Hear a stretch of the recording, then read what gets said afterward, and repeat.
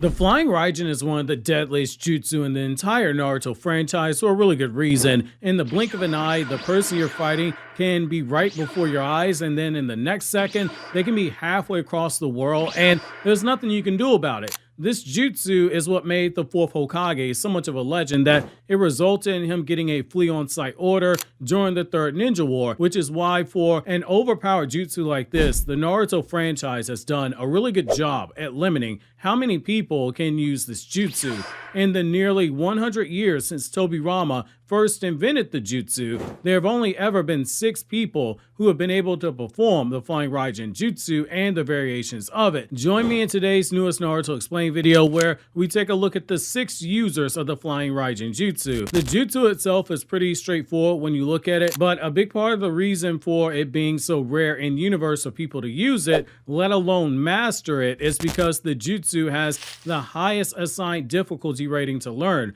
It is an S-rank ninjutsu, and for a really good reason. Space-time ninjutsu in general for shinobi are typically harder to master, but when you add in the strongly implied high chakra reserves needed to perform the jutsu, as well as the deep understanding of sealing jutsu, you start checking off some of the boxes pretty quickly for the number of people who can perform the jutsu, hence why only 6 people in the entire story have ever used it, and one of them is anime only. To use this jutsu, the user must mark their target with a seal. This can be anything from a target to a weapon like swords and kunai, or it can be an object such as a building or a tree. Once this is done, the seal remains in place forever, existing even after the user has died, and the seal itself cannot be removed from a target. Once you are marked, you're basically marked forever. The second Naruto databook refers to it as being a death sentence, except for in the case of 2 known exceptions, which is when Obito used the 6-pass coffin seal to become a 10-tailed Shinchuriki, which for unknown reasons erased the seal, and the same as when people who have been marked as a Jinchuriki, but then they get their Biju extracted, the seal vanishes from their body. While there are no limits on how many markers you can place at one time, we do learn in Boruto 2 Blue Vortex there is a danger in marking too many objects in close proximity, in that it can become harder to teleport to the wrong marker. Say if you have a kunai on an ally and then you have another one on a tree branch that are a few feet away, then when you teleport, you're gonna end up teleporting to an unintended marker unless you have highly developed sensory skills, which is another requirement, high sensory skills. Another benefit to the jutsu is that the user can also teleport both themselves to a target as well as anything that the chakra is connected to. The user can also teleport another person to the location of a marker so long as the person has been marked with their seal, as we see when Tobirama teleports Sasuke in Naruto chapter 673 to join Naruto. However, now that we have the basics out of the way for the jutsu, let's take a look at each individual who has learned the jutsu and the various variations and look at how many changes, if any, they made to the Flying Raijin in order to make it their own. We'll start things off with the most famous user of the jutsu, who ironically isn't the creator of the jutsu. Minato, the 4th Hokage, is one of the strongest shinobi to have ever lived in the Naruto universe. From an early age, he was viewed as a prodigy, catching the eye of both his teacher Jiraiya as well as Tsunade and Orochimaru, and it was because of his rapid advancement as a shinobi in both skill and knowledge. Long before he was given the nickname the Yellow Flash, he was making a name for himself as a talented shinobi. We learned in the Minato one-shot manga chapter that came out in 2023 that Minato's talent was so great that as a teenager, he was already learning advanced Uzumaki sealing jutsu, with Kushina being amazed at how quickly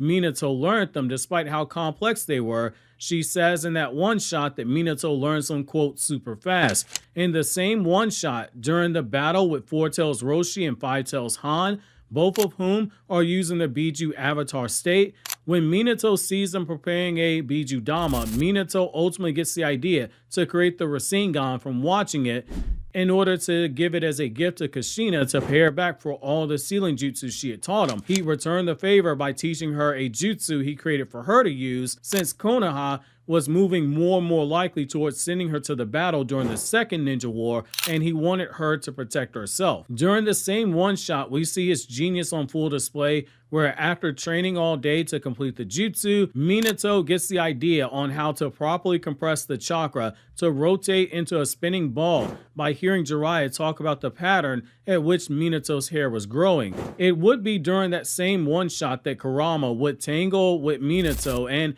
declare his power was already in a tier with Hashirama, the first Hokage, which this is not in reference to sealing jutsu, since Hashirama sucks at sealing jutsu, evident by the fact he couldn't seal away Madara, who was pinned down, and he literally has to wait for Naruto inside during the war. By the time he did die at the age of 24 years old, not even in his prime yet, Minato had already mastered fire release, wind release, and lightning release, as well as an undisclosed amount of Uzumaki clan sealing jutsu, which, given Kushina's words in that same one shot, as well as in Naruto Volume 53, we can argue he might very well have learned all of the sealing jutsu of the Uzumaki clan. It's pretty easy to see why Jiraiya mistakenly thought that this kid was going to be the child of prophecy, because he was clearly ascending at an astonishing rate, but sadly on the night of his son's birth, he would die. It would be during that battle he would display several impressive things, namely how he managed to take Tobirama's flying Raijin jutsu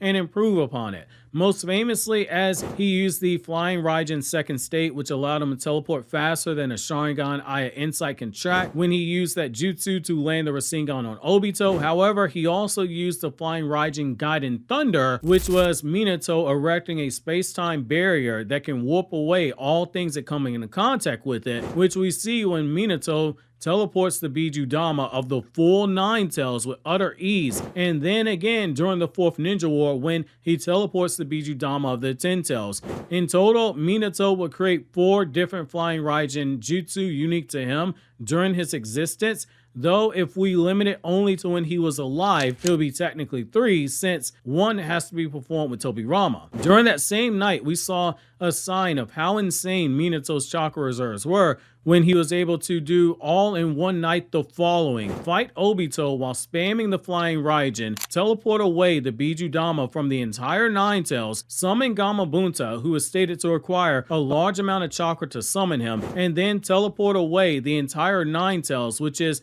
a massive entity of pure chakra. And it was only until after Minato teleported away the Nine Tails that he expressed fatigue, and then he still went on to perform the Reaper Death God sealing jutsu and seal the Nine Tails into himself in Naruto after splitting the chakra of the Nine Tails in half, and on top of that used a complex seal on Naruto. All of this is why Naruto in the Naruto Retsuden story titled Naruto Retsuden, the 7th Hokage and the Spiral of Destiny, that's why Naruto states that he believes had Minato never died, he'd be stronger than Naruto was as Hokage. This is Naruto with both halves of Kurama and Naruto with chakra from all 9 Biju. And that's pretty insane when you consider how strong Naruto thinks Minato could have gotten. Next up, we have Boruto Uzumaki, the newest user of the flying Raijin. As the grandson of the 4th Hokage and the son of the 7th Hokage, Boruto was someone who had high expectations placed upon him at an early age. To his credit, he did more than meet the expectations from a skill perspective. We saw him in the academy with a strong affinity for lightning release, and we saw him undertaking change in chakra nature training to master wind release. After he saw Mitsuki used in a fight, Boruto was sitting outside the academy office while Naruto's meeting with Anko and with Shino and Aruka, and Naruto thought Boruto was playing a prank when Boruto was really practicing wind release. By the time we get to the versus Momoshiki arc, Boruto had already learned water release. More than once, people like Kakashi and Anko, they compared him to his grandfather Minato in regards to his intelligence and his aptitude to learn ninjutsu extremely fast. Even Naruto would give him high praise by saying that Boruto reminded him of Sasuke, given how Boruto learns things extremely quickly. Yet ironically, it would be Sasuke who would catch on to Boruto's biggest flaw. While Boruto did learn jutsu extremely quickly due to his tendency to skip steps when learning jutsu, he didn't have true mastery over the jutsu that he had mastered, which in the anime, Sasuke tells Boruto to start from scratch on lightning release before he continues to train Boruto. Later on in the anime, when Kakashi trains Boruto, Kakashi tells him the same thing, that Boruto, before he tries to make a a new Rasengan, he needs to go through all the steps for the Rasengan all over again so as to not waste Kakashi's time. Even after Boruto in the time skip, when that occurs, and Boruto, who is now a rogue ninja, finds himself training under Sasuke, the issue of Boruto learning jutsu too fast, it was still a problem. Now, with a 13-year-old Boruto being told by Sasuke that he learned every jutsu Sasuke could teach him as they sat by the campfire in Boruto 2 Blue Vortex Chapter 5, but Sasuke's last words before he was defeated in battle that occurred afterwards, he tells Boruto that he must continue to practice the jutsu Sasuke taught him, showing that Boruto's penchant for skipping steps, it was still a problem. This is ultimately what led to Boruto learning the Flying Raijin Jutsu. Kashin Koji tells us in chapter 16 of Boruto 2 Blue Vortex that when he used the power of 10 directions, he saw a version of Boruto in another timeline master Flying Raijin, but it took Boruto a whole 7 years of training to overcome all the problems he had with the jutsu. That 19-year-old Boruto, before he mastered the jutsu, ran into issues of being too slow in teleporting and being unable to distinguish between his markers if they were too close together. When markers were too close together, Boruto wouldn't be able to control where he teleported to, which in a battle, it can be the difference between life and death. In order to overcome this, Boruto would mark several pieces of metal, basically every accessory you see on his time skip outfit when he returns to Konoha in chapter 1 of Boruto 2 Blue Vortex, as well as Sasuke's sword. All of those are marked with this seal, and it's done so in order to make it easier to visualize which marker he's going to teleport to, since they aren't just regular seals that he's trying to picture, and they aren't the same kunai and shuriken. He has everything from specific shuriken to sunflower pins to Sasuke's sword and triangle-shaped pieces of metal, which means he just has to picture the object and lock in on the chakra signature, and then he can teleport. However, even after a 13-year-old Boruto, who Kashin Koji is explaining all this to and is training, and after Boruto vows to learn everything step by step despite all the hard work that's going to take him, and Kashin Koji helping Boruto learn the jutsu even faster, cramming years of training in only a few months, we see 15-year-old Boruto, when he returns to Konoha to fight against Code, he still has issues using the jutsu, whereas Minato could teleport on a mere whim without the need to use the seal of confrontation. Boruto cannot instantaneously teleport like Minato and Tobirama. He needs to focus on his chakra, and he needs to focus his sensory skills before he can teleport. Those are precious seconds that could cost him in a battle. Even then, Boruto still needs to use that confrontation hand seal in order to teleport. Boruto flat out says in chapter 4 of Boruto 2 Blue Vortex that he's not as good as his grandfather when Kashin Koji is telling him to hurry up and leave before Kawaki can attack Boruto. To Boruto's defense, he's not the only one who's had issues with his jutsu. So do the next few characters we're going to go over. The 3 members of Minato's Hokage guard squad, who were also assigned to Tsunade, they too were taught the jutsu, but by their own words, when they teleported away the 5th Mizukage to Tsunade's location, they weren't as good as Minato. Another of the guards states that while they have to perform the jutsu all together, all 3 of them, in order to use it, and this is done in the way that they each split up the chakra requirement by forming the seal of concentration, which lets them teleport themselves and anything inside of the ring that they create with their bodies. Genma is probably the most famous out of all these characters, since he's the one that we first meet in the chunin exams. He's the proctor who, during the final exams, was watching over everyone fighting, and then he fought against Baki when it became clear that the Sand Village was attacking Konoha alongside the Sound Village. Contrary to popular belief, he is not a true Jonin. He is a special Jonin. With the difference between special Jonin and standard Jonin is that special Jonin tend to be weaker than standard Jonin, whereas standard Jonin have multiple areas of specialty. Special Jonin tend to only have one area of expertise, but that one area is something that they excel greatly at. Think of it like a regular Jonin, there being a jack of all trades. They can do 3 to 4 things very well, but a special Jonin is someone who is only good at one particular thing, but that one thing they're good at, they're really, really good at it. As a child, he was under the care of Choza, the father of Choji. He was on a team with Might Guy and Ebisu. When he was a child on some random mission, he ended up getting attacked while on a mission by the 7 ninja swordsmen of the mist that required him to be saved by Might Dai, who had to use the 7th gate in order to save Guy, Ebisu, and Gemma from certain death. In terms of combat power, we see a little as to why he was chosen to be one of Minato's Hokage guards. In the chunin exams, he was able to stalemate Baki, one of the strongest jonin from the Hidden Sand Village, and even after being exhausted from carrying out a mission, he was able to, with only the help of one other person, fight off the entire Sound 4 in battle and force them to transform into the second state of their curse mark. Think of how hard Choji, Neji, Shikamaru, and Kiba struggled against the Sound 4 when they transformed. Now, not only did Genma push these two, having to fight them 2 at once, but also pushed them to use their second state curse mark and left them exhausted despite them having the numbers advantage. And this is in spite of Genma himself being exhausted before the fight. That speaks volumes to his skill and strength. Next up, we have Raito, another other special jonin who was given the honor of being one of Minato's Hokage guards. During his youth, he grew up as a member of Asuma and Kurenai's team, though we have no answer who their jonin sensei was. As a special jonin, he was only someone who had one area of specialties, and for him, that area of specialty, it was assassination missions according to the second Naruto data book. We see some of this in how he was able to use crows to mask his attack on Kakuzu in Naruto chapter 327, where he was able to hide in that flock of crows and purposely used a black blade to blend in, which caught Kakuzu by surprise.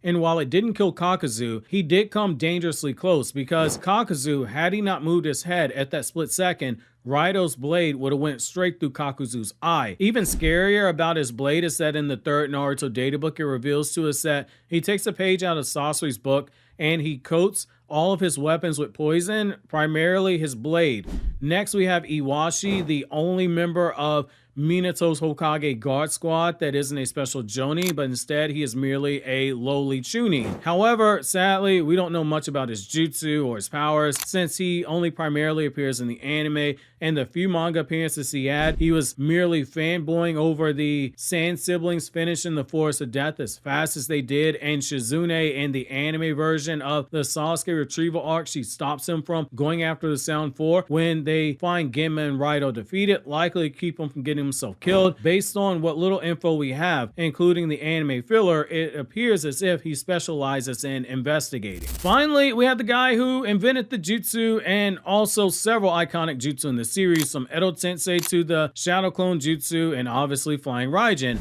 Tobirama is the Hokage who, if he's not being made fun of for being a serial racist against the Uchiha clan, he's also getting severely downplayed by fans in terms of his accomplishments in the history of Naruto, which goes well beyond making a bunch of jutsu, several of which were placed in Hashirama's Forbidden Scroll, like the multi-Shadow Clone Jutsu. During his lifetime, he only created one variation of the Flying Raijin, which is that Flying Raijin slash that he used in order to kill Izuna Uchiha, but in death, he did create another jutsu to be used alongside Minato when they fought against Ten Tails Obito, bringing his total of variations of Flying Raijin to be 2. However, Tobirama does join a small list of shinobi who mastered all 5 changes of chakra nature through natural means, and if we include the anime, he is a master of genjutsu, since in the anime version of Tobirama and Hashirama vs. Hiruzen, Tobirama is the one who uses genjutsu on the third Hokage, whereas in the manga, it was Hashirama.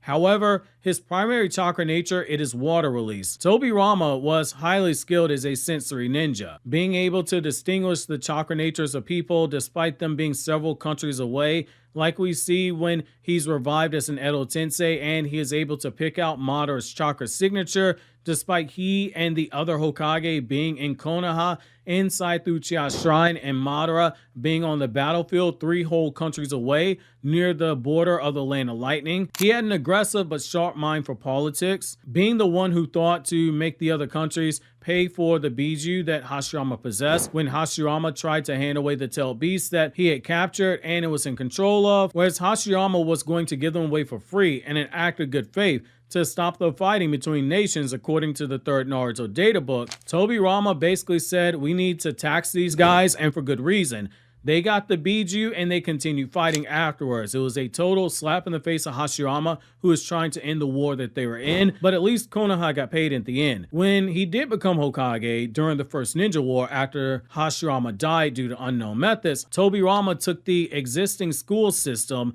that we saw in Hashirama's flashback and he revamped it into the Ninja Academy system that we have today. He also was the one who came up with the modern 3-day Shinobi team system. He was also the person who came up with the chunin exams as a way to test out Genin as they gained more experience. It's based off of this that we can also assume that it was he who came up with the Jonin exam system, which is based solely off of knowledge. Tobirama's contributions to the village also included making the Uchiha police force and the Anbu Black Ops. His idea was to make the chunin exams, and it was so successful that other villages copied the system over time, showing that for as big of a racist as people think he is, Tobirama was a revolutionary. He was a visionary. During the first Ninja War, he would attempt to end the fighting that had claimed the entire first generation of 5 Kage through various methods. And when he almost had a deal brokered, the Gold and Silver brothers, Ginkaku and Kinkaku, they attacked that summit and almost killed Tobirama and the second Raikage. While Tobirama did escape, the Gold and Silver brothers, 2 pseudo Jinchuriki for Kurama, each armed with the tools of the Sage of Six Paths, they would finally get to him, they would kill him when they fought alongside a group of 20 S-rank shinobi who would gang up on Tobirama and kill him in one of the biggest fights that we never saw animated. I know some of you guys might be thinking, I keep saying supposedly racist, and for a character who's supposed to be racist, and you might be wondering why I'm not calling him racist, and if that applies to you, I strongly suggest clicking here on the left for the Tobirama video essay that breaks down Tobirama's misunderstood stance on the Uchiha, and over here on the right, you can check out another video from my Anime Explained channel where I discuss non-Naruto content.